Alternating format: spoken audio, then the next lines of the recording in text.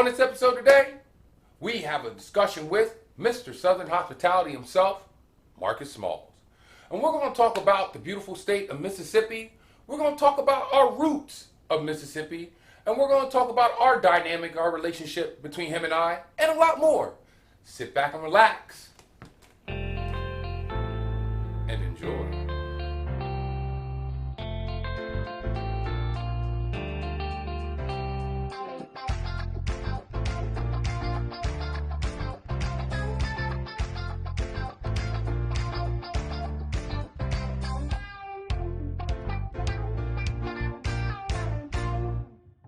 To rise above, where we don't let our temporary setbacks become our permanent failure. It's me, Michael C., the source of life over the mic. Well, I'm on vacation, y'all. But this one vacation is a little bit different. I didn't take it back to the motherland. I took it back to my roots. When I took it back to my roots, I came back home. And when I came home, I came back to Jackson, Mississippi. When I come back to Jackson, Mississippi, I just didn't come back to just hospitality. I came back to some Southern hospitality. And when it came to this Southern hospitality, there was one particular cousin that I had in mind. I knew that he wasn't just going to show me just a little something. He was going to show me everything. So why not have one of my favorite cousins, if not my favorite cousin from Jackson, Mississippi, that showed me Southern hospitality, and I'm going to bring him to you. I want to introduce you to someone very, very, very near and dear to me. I want to introduce you to Marcus Smalls. Good, what you got? You know what it is, my guy. You know what it is, dog. Welcome to Rise Above. You already know what it is, guy. You know what it is. 30 South 49, y'all see it, y'all know it, but hey, it is what it is. It is, man. I'm going to tell y'all this right now. When it comes down to what this man has showed me for the last week, him and his wife, and y'all already seen him. They were on season 2 already. So my first couple, Southern Hospitality. So you know what? I brought him back. So when it comes down to it, let's just create some more memories. How about that? Yeah, that's what it's all about. Let's go get him. Keep your mind open. Memories always there to get. Let's go get him. Oh, man. Tell me one of the fondest memories that you've had of our times in Mississippi. Then we brought the heat, baby. Always. The heat was the heat. I told them, get me to Friday. We made it to Friday. I said, it's going to be an all-night flight from Friday to Sunday. He ain't lying, y'all. He probably slept 6 hours combined. The whole time. The whole time. We had nothing but good time. Nothing but good time. Nothing but good time. Nothing but good time, man. What's the biggest difference between back in our day than what it is today? We working now. We got more money to spend on our habits. Right. But another thing is, I can say, to still be linked up from all this time and still be as close as you is. You know what I'm saying? Agreed. That's one of the most memorable things. So, you know, one thing about it, as black men, you know, every time you look on the news, somebody's leaving here. But to know that we still here after all this time. It's a blessing. Kicking, oh, yeah. It's definitely a blessing. Can't beat that. What do you think are youth's biggest setback in your eyes down here in Mississippi? I would say economics. Economics would be because I think coming from Mississippi, when we finally was able to break through and get it, economic literacy wasn't a focal point, and that's something that everybody needs to know. Basically, when you get it, how to use it, where to put it, and how to basically make a good way to just say how to make generational wealth. Nobody ever taught us that. Right. And that basically kind of sets you back, basically, because you have to learn on the fly. Right, there it is. Yeah. There it is. What's one thing you now think that we take for granted? In Jackson? Or in life? In life. Okay.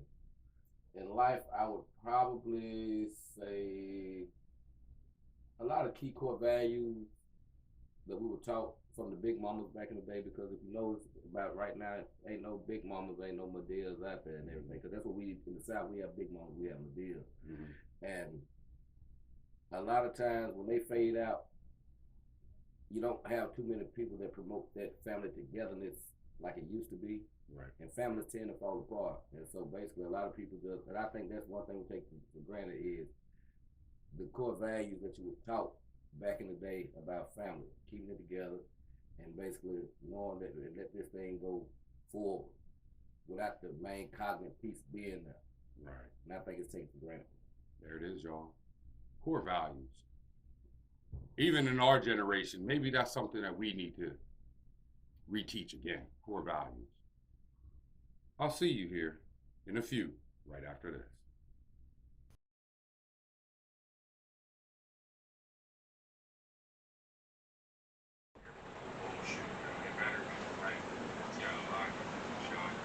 TheSkyBoxx.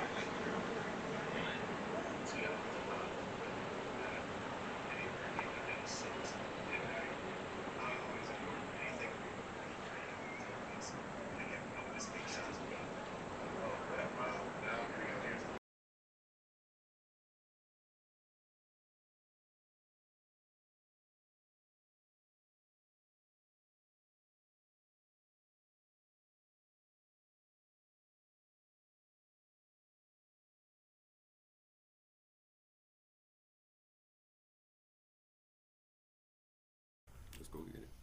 We're back. We're back. You already know who it is. It's Michael C., the source of life, over the mic.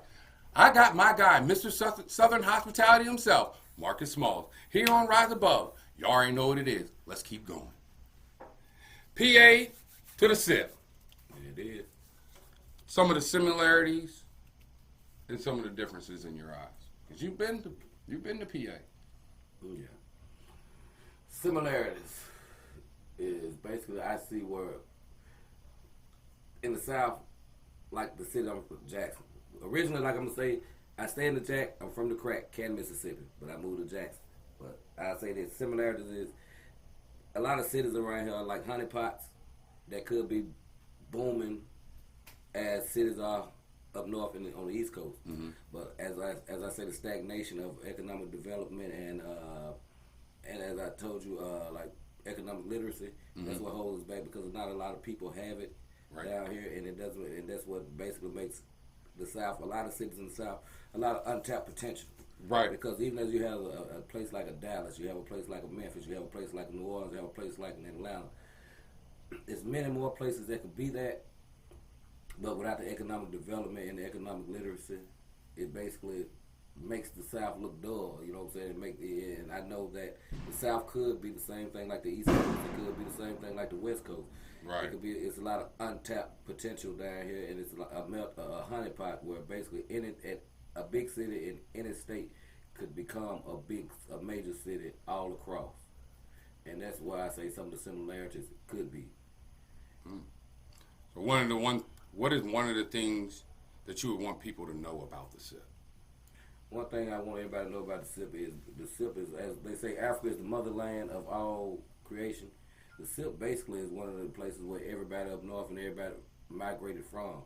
Everybody basically gonna probably have somebody from the SIP that basically is in their family where their roots gonna more likely be in the SIP because the SIP is the place where everybody grew up and originated from, but they just moved.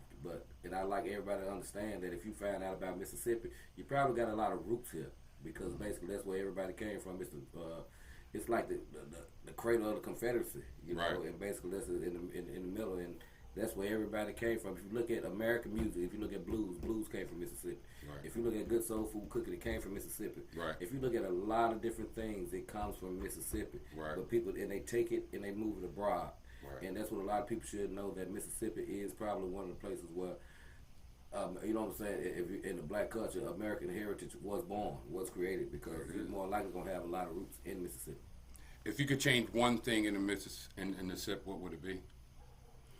If I could change one thing in Mississippi, what would it be?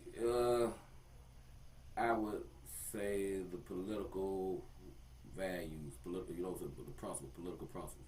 Because at the same time, and that's one thing that stops us from being a bustling place where we can grow and everything. Because that's what makes us stagnant. A lot of people try to keep the same core principles, but they disguise it as, like back in the day, you had the White Citizens Council, and that was one of the things that stopped everybody from coming together and being what we should be. And now they mask it. where they still have some of the same key values. The people that's in political office, they have the same values, but they try to disguise it, and they still are afraid to move forward and let everything just come into place. There it is. I want you to explain these two words real quick. Southern hospitality. You never know a stranger. Everybody speaks to everybody. Everybody is just basically got compassion. It's love all the way around. One thing about it, if we can do something to help each other, anybody help each other. Everybody's door is open. It goes back, like I said, from family values, principles, and core ideas. Well, basically, like where everybody had a big mama. Big mama fed everybody on the street. My dad fed everybody on the street. Right. We grew up in communities. We didn't just grow up one house on the neighborhood. That's your house. That's where you stay. Right. We grew up Right. in communities. Right. And Right. so basically, everybody take care of each other. If I had a garden, everybody on the street could pick out of my garden, and they can all eat with me. You know. Right. Yep. And basically, the thing is, the table was big enough for everybody. Just pull up a chair. Just pull up a chair. I know that's right. Just pull up a chair. That's exactly what he did when he got here. Him and his wife, all they did was just pull up a chair. I ate goat. I ate ham hock. I ate fried ribs. Red beans and rice. Talk to him. That's called Southern hospitality. With the cornbread. You already understand. Greens. Keep okra, going. fried green tomatoes. And they made it. And with that being said, we'll be back after this.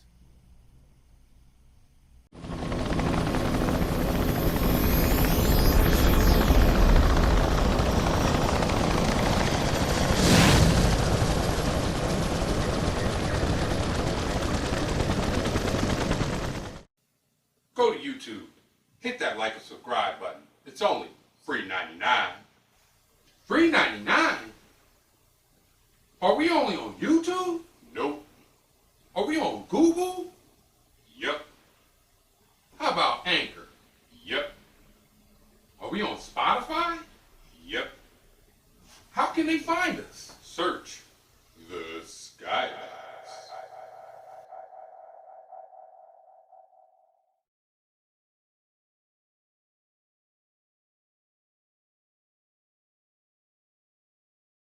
All right, we're back. We're back. You already know, rise above. You know who it is. Michael C., the source of life, over the mic.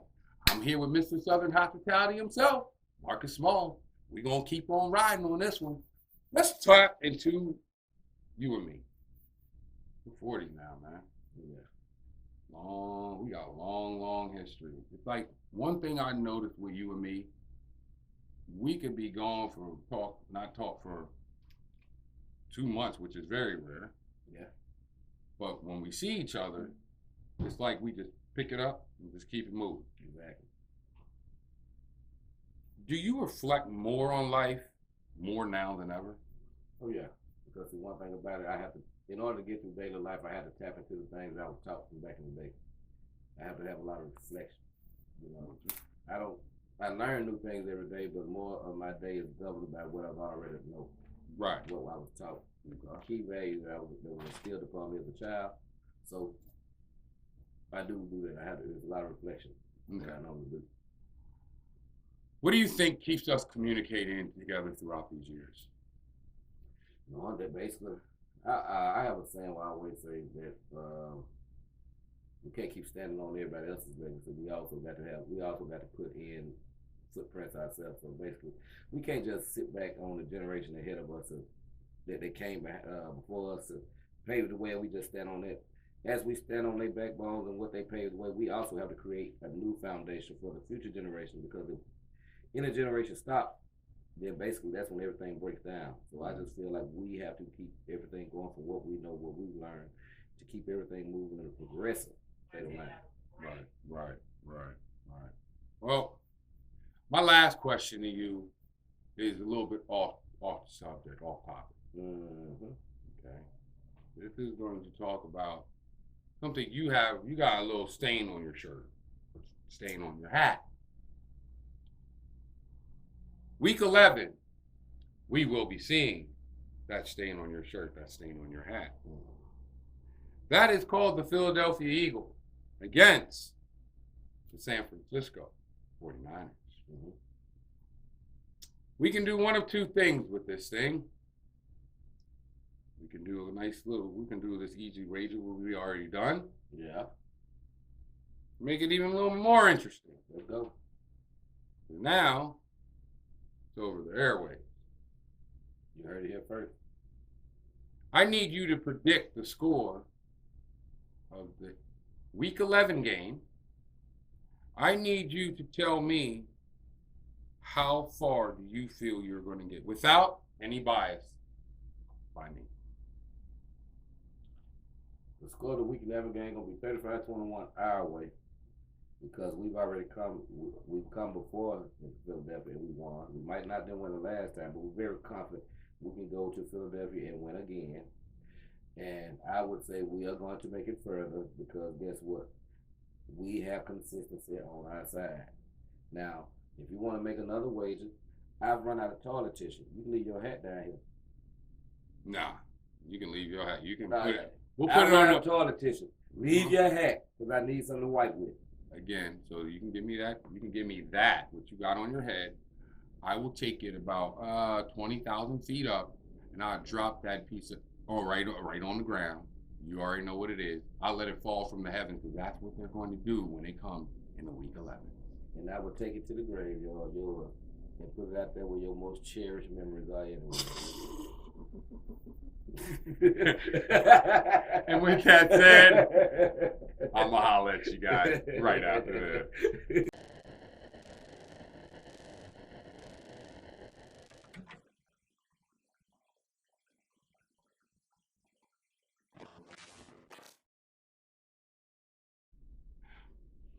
We're back. You already know what it is. It's Michael C., the source of life, over the mic. I got Mr. Southern Hospitality himself, Marcus Smalls. But y'all know what time it is, y'all. It's the pod deck, y'all. Y'all already know what I do. I usually have the shuffler, but today, I'm going to shuffle today. I'm going to shuffle it up. I'm going to have him pick a card. He's going to tell me his card. After he tells us the question of his card, he's going to answer his card. Then after that, he's going to shout out. And then we're going to ride out. Let's go get him. All right. Your question is, if you could send a message to the entire world, what would you say in 30 seconds? And begin. Basically, I would start with what you always say: be good to yourself, love yourself.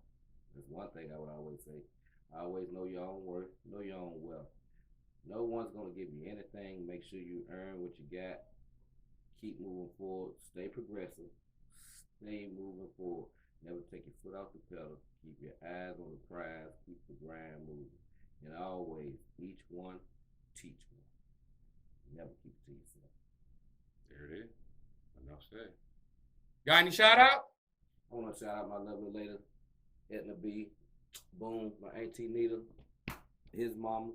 You know, like I got my cousin right here, live studio, because it was done in a live studio artist, Chenieri Brown. She's probably been to your city before, because she has more flight miles than a little bit. Probably be to your city again. To my beautiful cousin, Noel, Nico. We in the building. We had fun. All love from Mississippi. Cracktown, Jacktown. We in it. We did it. 49ers, baby. You already know who it is. Daryl, special shout out to you and Micheal. You already know what it is. Ma, you know what it is. All day, every day. Nico, Noel, you already know what it is. But I want to thank you for tuning in. And if you like this episode, I'd love to hear from you. Or you can email me at @gmail.com with your thoughts, your questions, or who would you like to sit here with me and have a wonderful conversation. I like to think, no, I wouldn't like to think. I love to think. I got Mr. Southern Hospitality, Marcus Smalls, coming in, showing and telling us everything about the beautiful state of Mississippi and a lot more. My name is Michael C., the source of life, over the mic. Until next time, be good to yourself, y'all. Well,